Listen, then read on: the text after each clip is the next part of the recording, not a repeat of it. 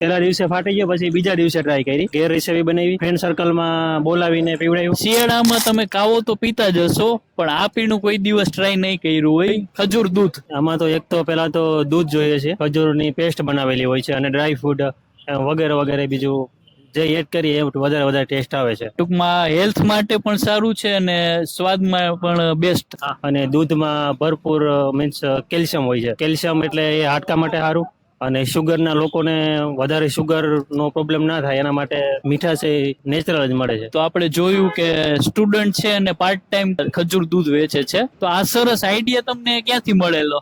એમાં શું છે કે અમે તો મીન્સ તૈયારી જ કરીએ છીએ આખો દિવસ માટે, પણ કંઈક અલગ કરવાનો વિચાર આવ્યો તો યુટ્યુબમાંથી રેસીપી આની શીખી.